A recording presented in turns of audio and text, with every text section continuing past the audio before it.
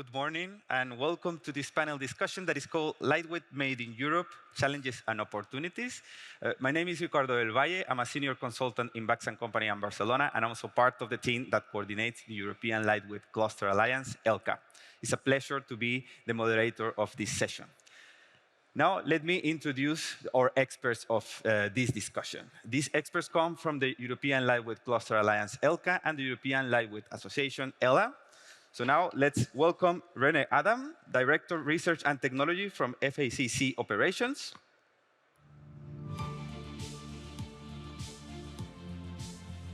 Hi, Dr. Thomas Hipke, Head of Main Division from Fraunhofer IWU from Germany.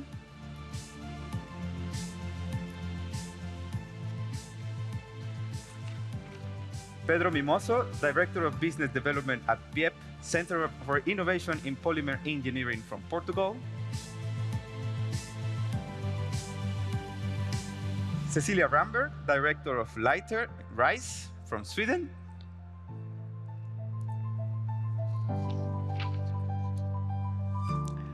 Dirk Vogel, Managing Director of RKW Sachsen from Germany.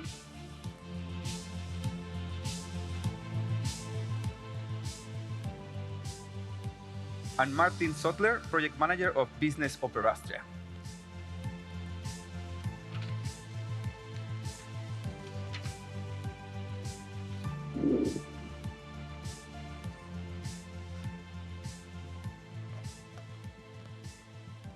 Welcome to all of you to this panel discussion of lightweight challenges and opportunities for the lightweight made in Europe. Let me first explain a bit how is this roundtable or panel discussion is going to take place.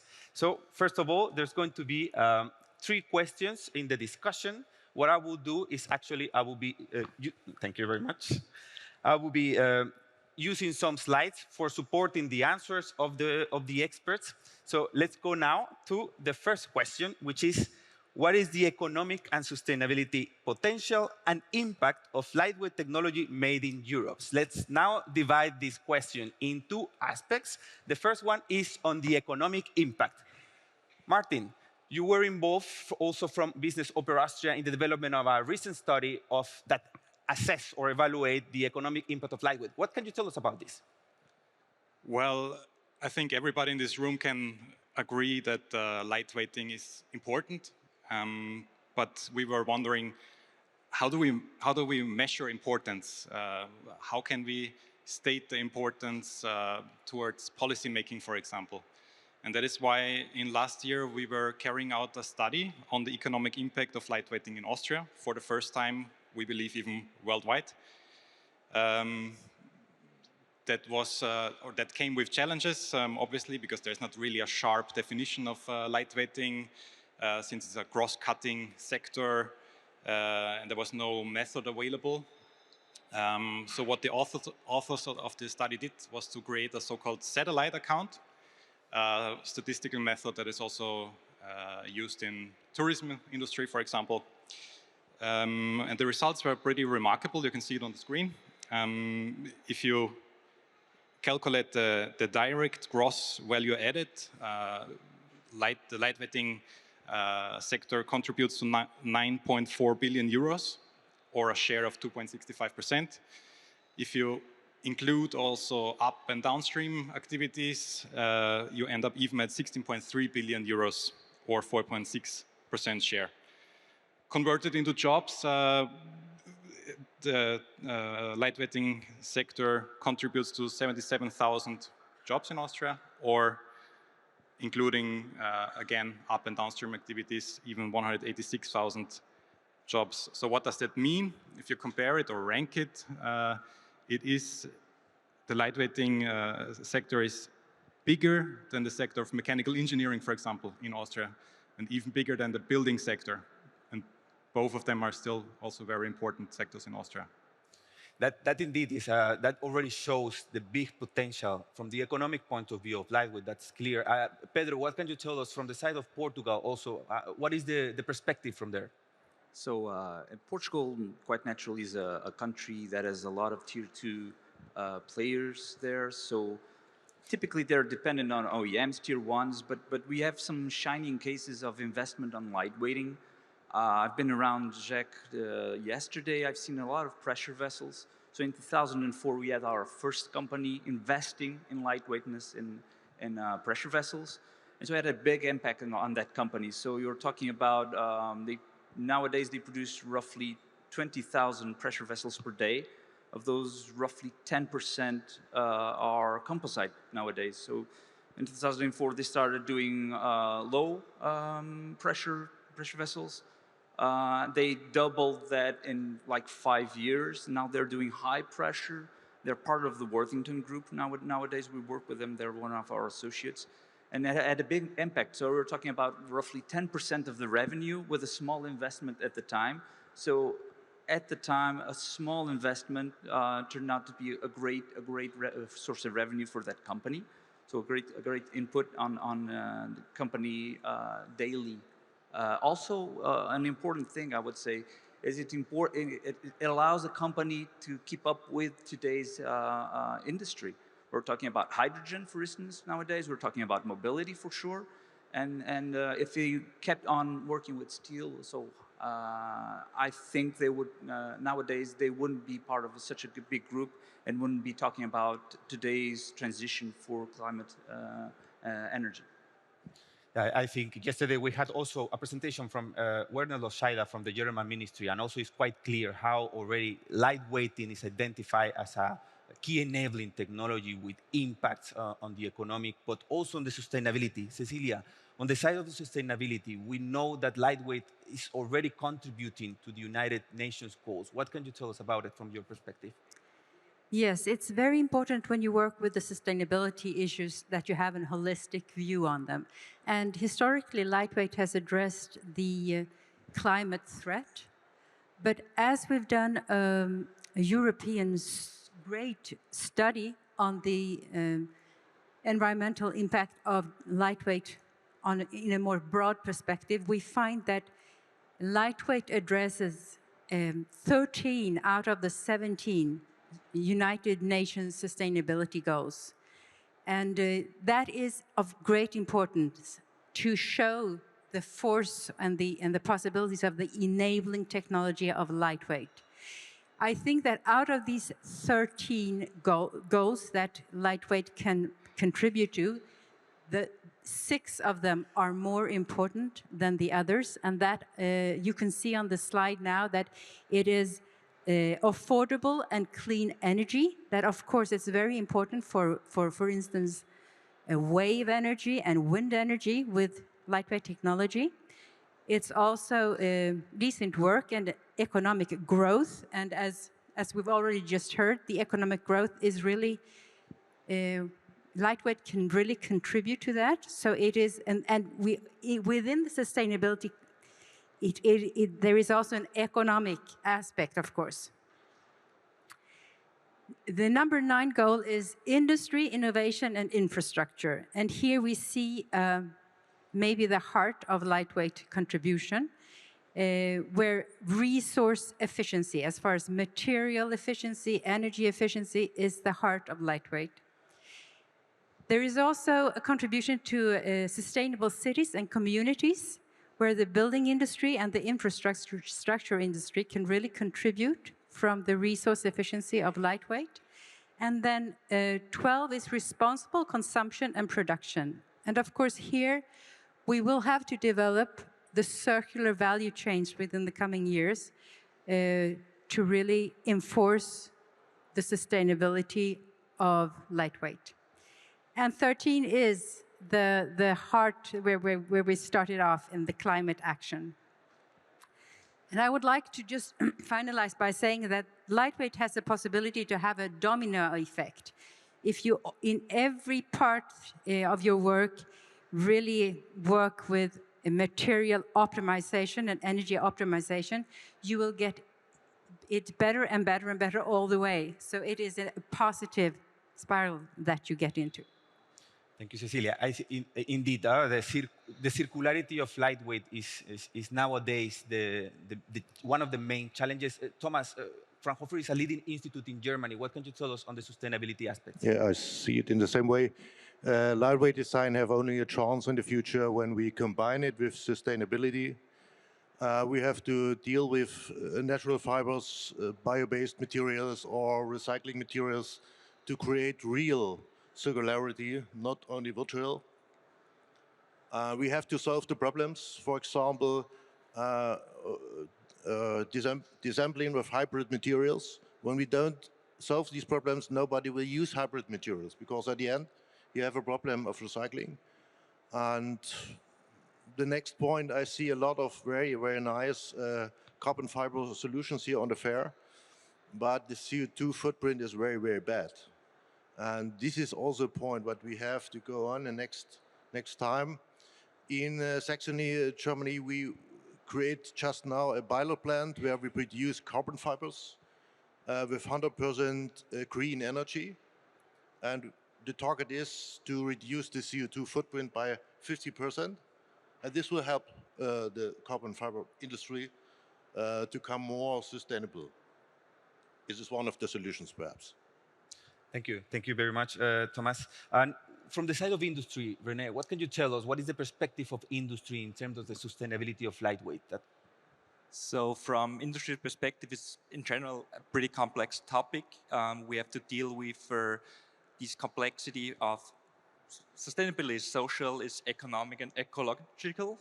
We go into this topic of circular economy, reusing thermoplastic materials, bio-based fabrics, bio-based resin systems. But when you look, and FSCC is dealing in the aerospace industry, when you look on the CO2 footprint during aircraft lifetime, you will find different numbers for sure, but it ranges from 85% to 95% of CO2 during lifetime. So we can deal with circular economy and reusing material at all, but at the end we have to ensure that our products are very light. And this complexity will pop up is we can use maybe bio-based material, which maybe they are more expensive, maybe heavier compared to these high performance materials we use right now. But maybe we can use higher performance material, reducing the weight significant over lifetime of the aircraft to generate more impact. So we deal with this complexity at the moment and try to find the right path. Thank you. I would like now to go, now that we have seen that it's clear the economic and the sustainability impact of lightweight, I would like to go to the next question, which is, how can European lightweight technology remain competitive at a global scale? We have big competitors in the world. How the European lightweight can remain as a key in the world, on the forefront? Dirk, what can you tell us about it from your perspective? Yes, of course. At first, to answer your question, we have to look at what are the forces in Europe. And the first is we have a large scale of education from people and in a variety of material education as well as process education. At second one, we have in Europe, compared to a global scale, in a very short distance, lot of R&D centers. It's same thing, R&D in material, R&D in process, R&D in product development. This is a little bit unique compared to global scale. And the third one is the old tradition of SME companies. So we have a lot of companies that are able to try out new technologies. What we have to do now is to focus on product and process with less energy, with less material that can be found local, raw material that can be found local. And based on these elements to produce new products and to create new processes. For that, I think we need the support from European Commission to try out. That is the problem at the moment in Europe. So we have to try out these technologies, these new processes, especially in Europe, at first to demonstrate, to show how it works. And the second one also because on these new technology, new process, we have to educate our future staff. And that last point to answer your question is if we focus on these, we will be innovation leader for sustainable process development we will never be, or I'm supposed, we will never be a leader in quantity. But the development of these processes is not a question of people stuff quantity, it's a question of how can we combine different material, process, products to focus on recycled material, to focus on less energy processes. And everything together could push us to be a leading region in the world on sustainability based on lightweight technologies. Thank you, Dirk. Indeed, now you can see, for the audience, you see in the slides where we discussed before with all the panelists, what are the challenges that European lightweight is facing, but at the same time, what is the unique selling propositions? How can European lightweight can remain more competitive? So you see there are already different aspects that have been identified. Cecilia, also RISE is a leading institute working on lightweight already for quite some years. How do you think the European lightweight can remain competitive? Well, I would like to stress here the importance of working cross-sectorial to try to speed up the innovation process by letting different industrial sectors work together on solving problems within the same area, but for different industries. It's been very fruitful, the discussions we've had cross industrial sectors. And of course, lightweight technology is also a multidisciplinary area. So trying to work with all these dimensions all the time takes some extra time, but in the end, it gives us possibilities to develop radically lower weight products, which we need to do. So I would say if you have like academic networks that are multidisciplinary and working cross-sectorially, industry works cross-sectorial and academy works multidisciplinary, and you try to interact between the two of them, then I think we can reach success faster. Thank you, Cecilia. I would like also to connect now this slide on challenges and the unique selling propositions to the next question, and is how lightweight products and technologies made in Europe could gain visibility and be implemented more quickly in global markets. I think it's, again, related to the competitiveness of European lightweight, but in this case, gaining visibility. Pedro, what is your view on these aspects? Sure. So we're talking typically, when we're talking about lightweighting, we're talking about high-intensity technology products. So we're talking about aeronautics, we're talking about space, we're talking about automotive, mobility, energy.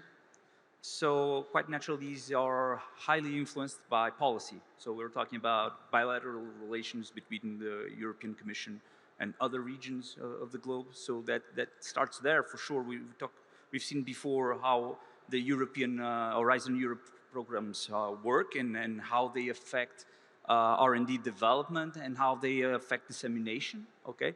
And there are a number of programs that address cooperation, interregional cooperation for sure. And I would start with that one for sure. So there's government, policy and government there for sure. So strategies are defined. Now, again, clusterization is also really important. We're talking about ELCA, right? So we're doing a lot of work there as well, and value chain formation. We've talked about this before as well, even in our internal discussions. I think value chain is really important. So in terms of composites, we're talking about value, return on investment. Value chains, Cecilia was saying, we can do it locally.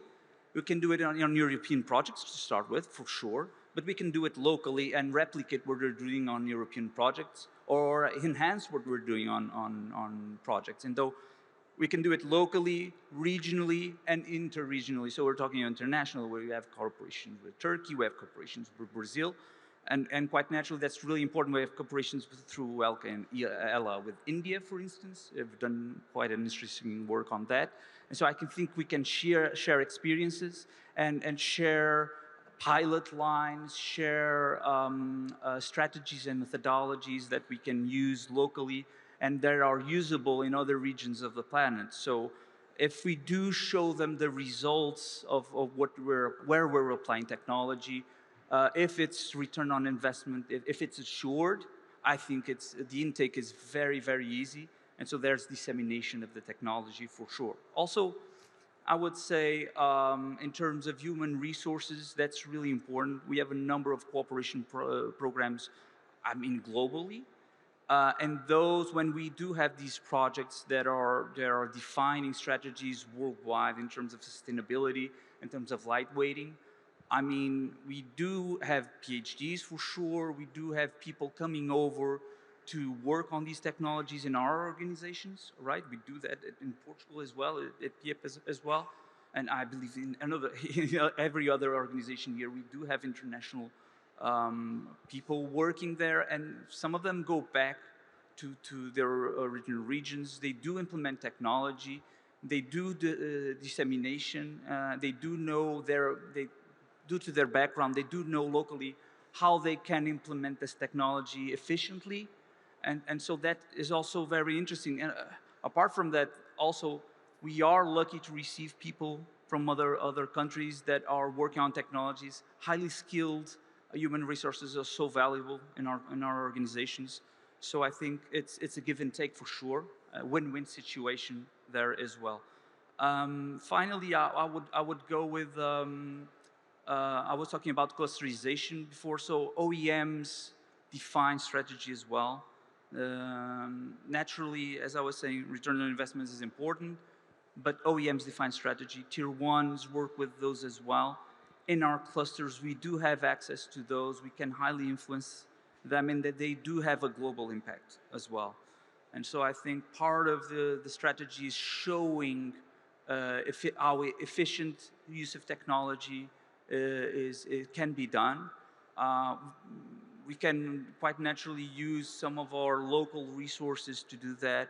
We should assess global resources, as was mentioned, but local as well. So what I'm saying, we do have to adapt to those, but a final take would be also on having existing infrastructure, taking advantage of it. So I've been talking with Turkish partners more recently, and one of their takes was, well, I would love to implement some of your materials, I would love to implement some of your technology, but I need to do it on my existing infrastructure because the investment is so high. And so what we need to do is see if we can develop technologies that are easily absorbed by existing infrastructure. And that would accelerate the dissemination of technology, that would accelerate the demonstration of a technology worldwide. And naturally, you can hybridize. You can have new processes that work better with carbon, with glass, etc. And hybrid organosheets are a perfect example of those. For instance, you can use a typical injection machine. You can get composites, and use an existing infrastructure for a completely new part, for sure. And so I think these are a wide range of strategies that we should use to disseminate what we expect is a technological advantage of what we're doing daily. Pedro, now I'm connecting with your answer. I know you work quite close with companies in Portugal.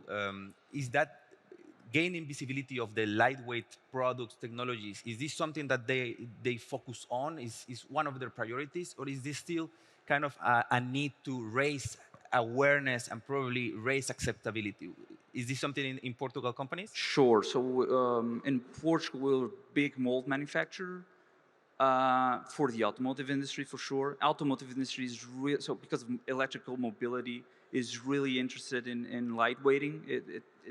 It really adds to the product, really. And so companies are really interested. I've seen a couple here at JEC, actually, are really interested in showing capability on lightweighting parts. Naturally, it's a company, those companies, most of them depend on OEMs, for sure. But worldwide, I mean, energy, for sure. We have a number of wind manufacturers, wind blade manufacturers there in Portugal. So We've seen wind blades grow, up to 100 meters long wind blades right nowadays. They're changing the materials daily. Now we're introducing more carbon. I think it's a national effort on that. And we do have national programs from the resiliency program as well that address lightweighting specifically, naturally incorporated with sustainability and decarbonization.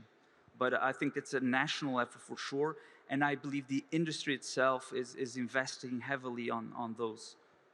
Yeah. Thank you, Pedro. I saw, Dirk, that you agree on many of the statements said by Pedro, right? Would you like to add something? Yes, of course, but also the target changed. Huh? If you remember a little bit earlier, we said, okay, the wind ales in carbon is fine. Today we say it's not fine because recycling is not solved.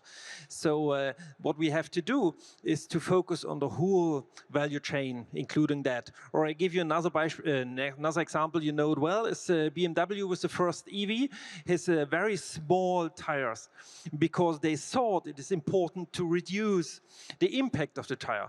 Today, couple of years later, it's not necessary because we will recuperate energy.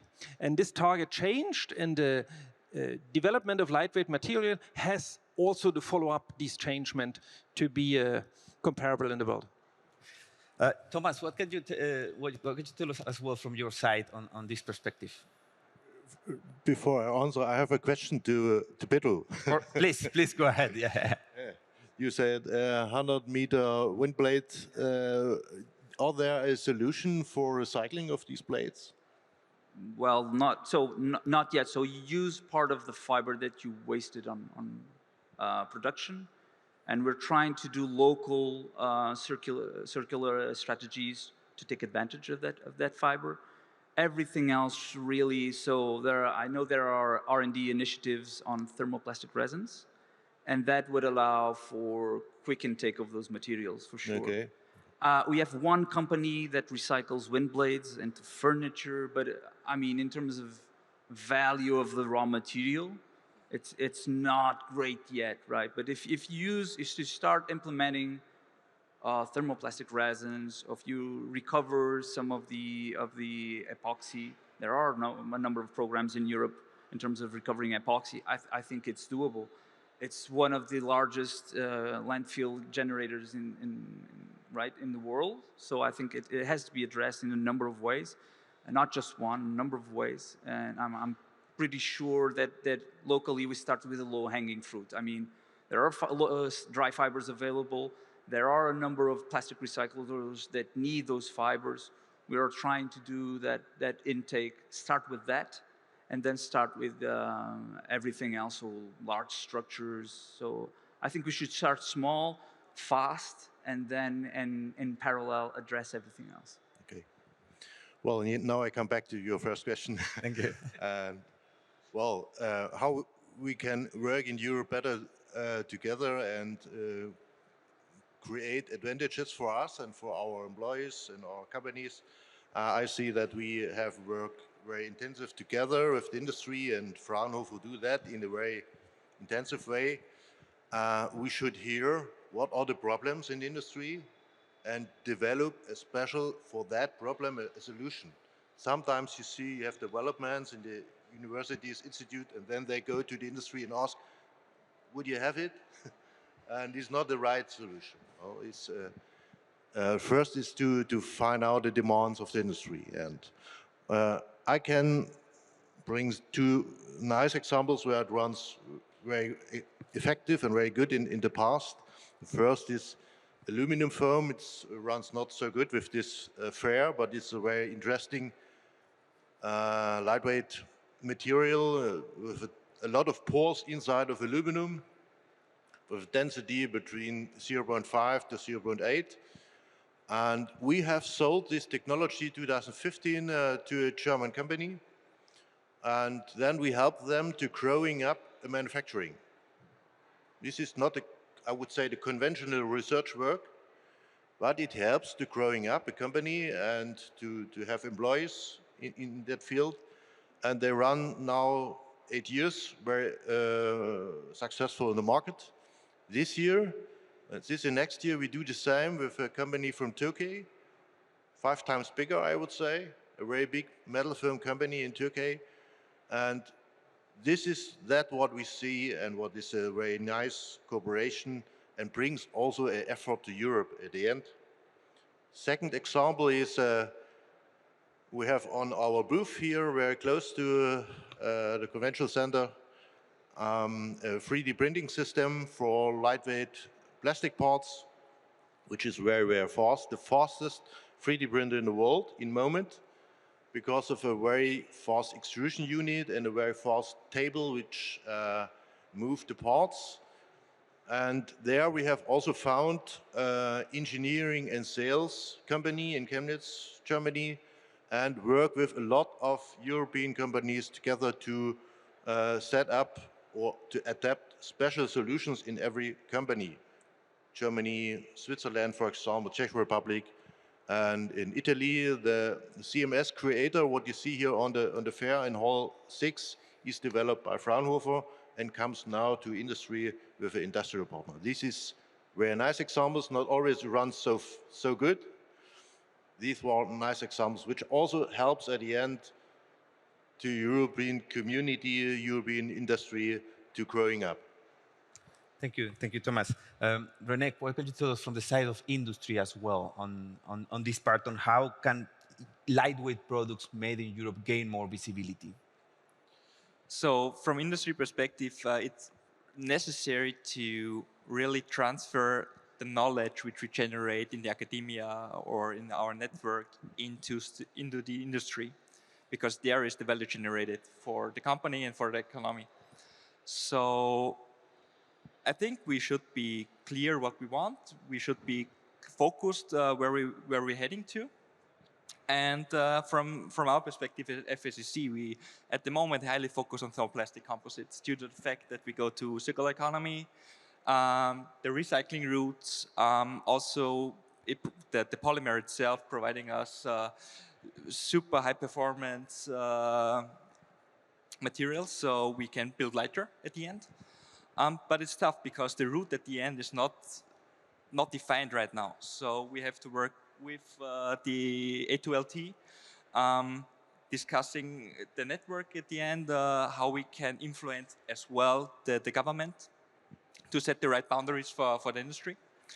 And then it's not good for Czech, but lightweight means also different materials and as well metals. And it's not just aluminum, it's aluminum, magnesium, it's steel as well.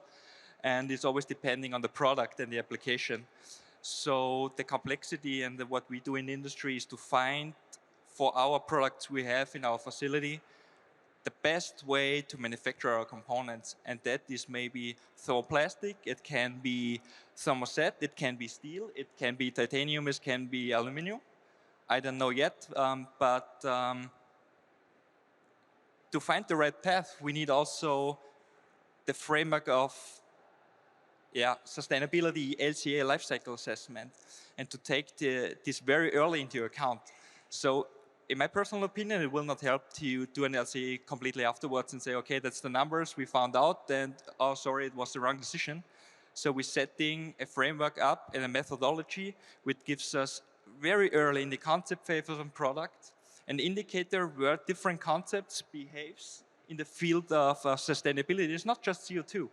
It means social sustainability. It means also acid in water. It means energy consumption. So it's a whole field what we have to take into account. And to understand this complexity, we need academia, we need our network, we need industry partner, and we need more or less an interaction also with our competitors, because the only way to do it is to make the cake bigger for all of us. So we have to work very, very closely on European and national level. Thank you, René. I would like to connect a bit the answer, one of the comments from Pedro with your answer. You mentioned the importance of the circularity, on the circularity of materials at the industrial level as well. And I think Pedro mentioned the need for highly skilled workforce. Is this something, have you identified that there is still a lack of awareness on how circularity should work in industry? Is still a lack of skill from people working in the industry? What do you think? In Austria, and I think, I don't know how the situation is in other countries in Europe, but we're facing a difficult situation in the field of plastics engineering, mechanical engineering at the academia. So the number of students dropping since years. So we're struggling to finding the educated people. So we are a company, aerospace is international business. So we have 42 nationalities at FSSC. And we source our people from all over the world, because it's not possible anymore to have these high educated people just in Austria nearby FSCC. But yes, it's very, very important to have this knowledge there, and also it comes more and more to think more in this circularity, sustainability, and what does it really mean. So our clear target is not to talk too much about this topic, because we want to prevent greenwashing. And this topic of greenwashing, marketing, and everything is sustainable will not help us at all. So we should be focused and take this topic very seriously. Thank you, Rene. I don't know if from the other panelists, we have different countries among the panelists. I don't know if from Germany, Portugal, Sweden, do you also recognize this same problem? We're accepting applications from the audience, so it's that bad. Sure, even in Portugal. So we typically had a number of companies coming to Portugal on IT and engineering for sure, due to available personnel, right, in universities, etc. Even in Portugal nowadays, you start to notice a lack of engineering staff and IT personnel. So that's, I think, throughout Europe, I think the problem will remain the same. It probably get worse, probably. So training is going to be fundamental, and cooperating with other regions is going to be fundamental in order to get highly trained staff. Maybe I want to add, because we have this multidisciplinary topic of circularity. So it's nice to process materials, nice to process thermoplastic material, shred it down, and go into injection molding. It's a route since years. But now we have to, in aerospace specifically, we have to ensure that we have always the right performance of our product. So we have to as well understand digitalization, how we manage supply chain, how we manage material flow internally. So it's multidisciplinary. It's not more enough to just understand plastics engineering. We have to understand as well other disciplines. Thank you for those comments. Dirk, do you want to add something? No, I'd like to add just something. We changed from oil-based plastics to bio-based plastics insofar, and we are concentrated in quality, constant quality for application. But at the moment, we have no framework. What is the sustainable impact? So we have REACH for chemical. We will have CO2 impact as well. But at the moment, we don't know if water consumption could be a problem, or if we discuss in a couple of plants that we use for bio-based material would be not the best to do so. So what we need especially is not but what we need is to describe how can we describe new material. Is it recyclable? What is water? What is CO2? What is REACH? To know if the development, if one finished, we can put in products. Thank you, Dirk. I don't know, Cecilia, if you also recognize a bit these similarities from the side of Sweden. For example, I know that you're involved in the lighter Swedish program. Well, yes, I would like to stress the lack of material recycled volumes, because then we can maybe cooperate in a European level to create. You have to have a reliable material supply, and if that's supposed to be recycled, those flows needs to be built up all over cross-country, cross nationalities, and that's a very big challenge for us all. And I think that Europe maybe can take some very important steps within the next coming years here. In Sweden, of course, we're very focused on ultra-high strength steel and aluminum, but also composites. And you need to build up those circular value chains and make sure that you can reuse it and have the right quality. I think that's the biggest challenge for us in Sweden, rather than the lack of competence. Thank you. Thank you for this. Pedro, please. I would add that we have one point that I think it's important on terms of quality. It's a digital transition. I think it's really important. So one of the evolutions on composites and other processes that address polymers is the ability to assess quality and have data sheets that are very reliable. And I think when we're talking about recycling, when we're talking about bio-based products, variability is a concern for sure. And I think we're taking steps. We do it on extrusion, we do it in injection molding, we do it on composite manufacturing, raw materials for like prepregs. I think it will be a concern, and we'll definitely need to address this as quickly as we can, because we need online data to adjust to those variables on these types of materials. We're doing that quite regularly in Portugal, trying to implement this until 2025. Because the waste of material that you get from non-conformities is significant still, and that's one way to ensure sustainability is allowing to lower the amount of wasted material that we have in our processes, for sure.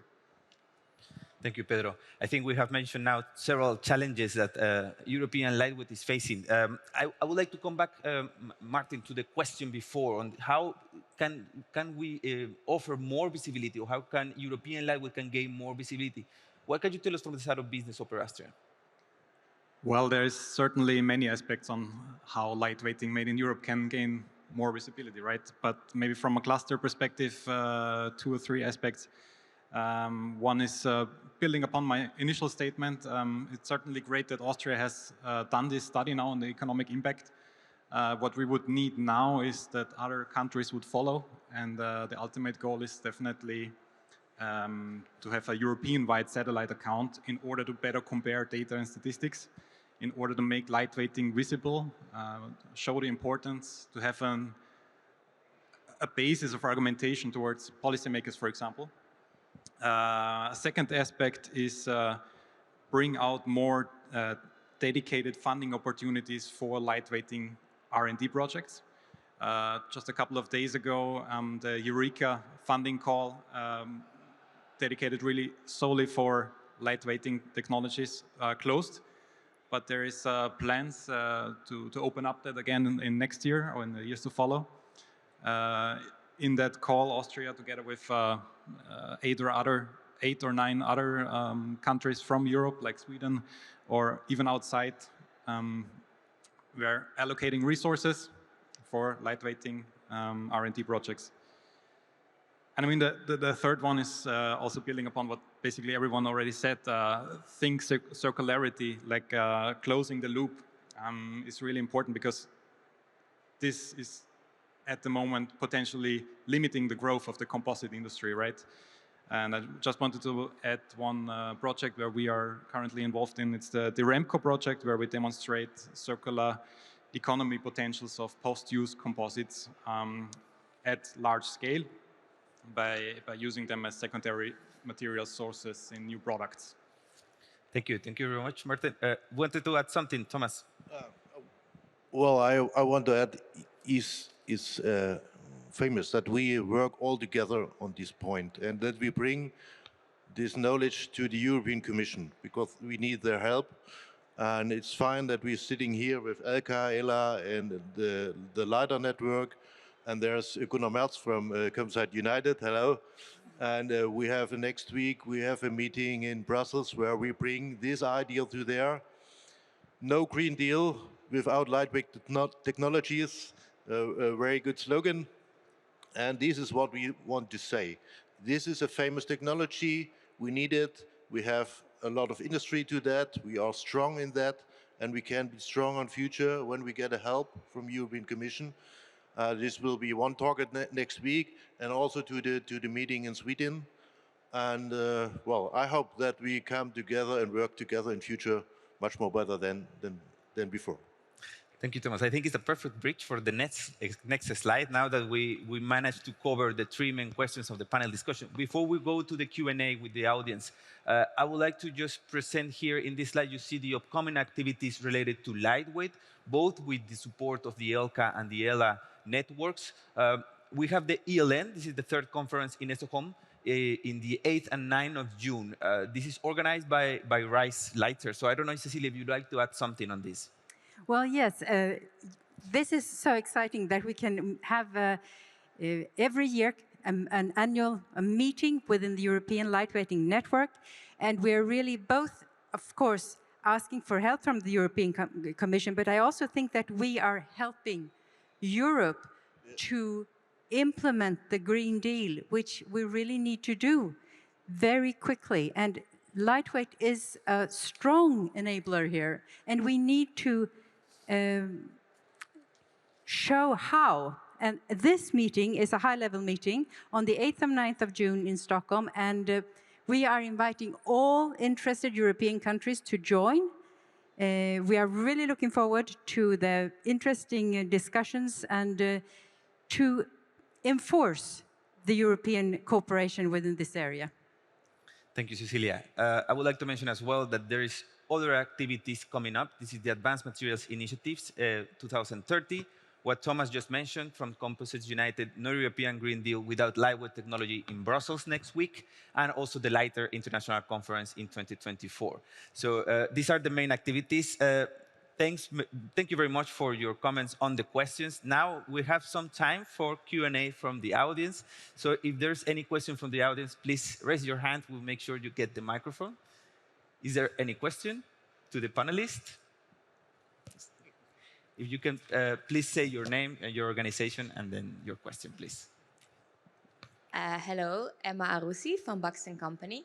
Yeah, a while ago we wrote the circular economy blueprint for composites with UCI as well, which is also going to be at ELN. And one of the main outcomes was that there is a lack of alignment of how to address circularity very early in the design stage of components, let's say. And yeah, that this alignment is now lacking and that you need to look at impact and as well as feasibility. Now, you stated that you also do this, like instead of doing an LCA, at the end, you already addressed the methodology at the beginning. Do you have any method that you use that is out there in the open? Is there something that you recommend, or is this something that you have developed indoors? And if you developed it indoors, are you sharing it, or are you planning to share it with the rest? We developed it in-house. There is, what I know, no real early indicator. The problem or the challenge you're dealing with is upfront you have no data. So you just have historic data from your previous products, but you have no, and it relies just on historic data what you have in-house. So you are not able to process a real SCA very, very upfront. So it's just an indicator giving you identification where you head in a rough direction. We're doing this in-house and will not share because it's our USP. But at the end, it's very, very curious for us to do this very, very early to understand the different paths. Yes, of course. Please go ahead. Within the lighter funding project, the projects that we have funded, they all start out with doing a sort of discussion on the LCA perspectives for maybe 1 or 2 hours with an expert, and we use an Excel tool to identify all the important sustainability issues. And that tool is open to share, and I think that is a good start, especially for small-sized companies that need to find direction in this. Sometimes there's so many issues within the sustainability world that you need to collect them all in one tool, and this I think we've found in Lighter, so that's possible to share. So in general, there are two approaches. So aerospace industry is, we have to say this is behind automotive, for example, in this kind of topic. But you can decide you can do the LCA by your own, and then you have to deal with different companies, different competitors, and everybody does LCA. And the question is to the OEM, how you deal maybe and compare these different LCAs. To have, when you go, okay, supplier scorecards, you have LCAs on board, how you calculate your LCA carbon footprint. Or, and this is what we did in research projects with our customers, we just collecting data and provide this to our OEMs, and they process the LCA in Gabi to avoid any mismatch or something else. And in my personal opinion, this would be the way to be also fair in the market. Otherwise, you have mismatches. So I would add that even now the Commission is trying to implement the Safe and Sustainable by Design framework. So that's basically one tool. So you have a point of reference where you compare everything else. And so with a tool that the Commission is now trying to develop through Horizon Europe as well, hopefully you can compare each option at the beginning of the project, so you can implement eco-design methodologies, etc., based on those choices. That's valid for designs, but for materials as well. So I think that's a big investment on the European Commission that is very interesting, and I think will provide very interesting results for the Commission and for Europe itself. Thank you. Thank you very much for the answers. Thank you. And the question. I think we have time for other question as well. I see.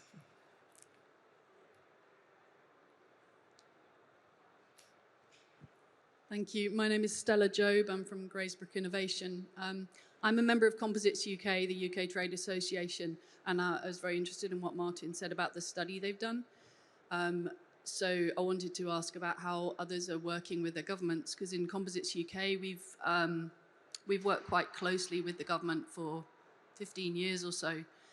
We work with, it's now the Department for Business and Trade, just reorganised. We have a parliamentary reception next Tuesday, so we'll be meeting a lot of MPs to promote the composites industry. And we've been doing studies. Composites UK produces a study every year. We have a very detailed database of the composite supply chain, which goes far beyond the membership. And again, it's interesting, the comment about comparing LCAs. Of course, the same is true of economic data. So from what my colleague said, 10.72 billion pounds, whatever that is in euros, is the value of the UK composites industry. Who knows how it compares with your data, because it will have been calculated in a different way, I'm sure. But I'd be interested to know whether others have had success in influencing government, in working with government departments, and so on. Thank you for the question. We have 2 minutes for answers, but we're a bit tight. But if any of the panelists would like to answer the question? Well, we work pretty closely with our ministry. I mean, we can have a chat afterwards, right? I see the time is running out now, but I would be really interested in getting your results as well. Especially the methodology in how you calculated your value added, gross value added.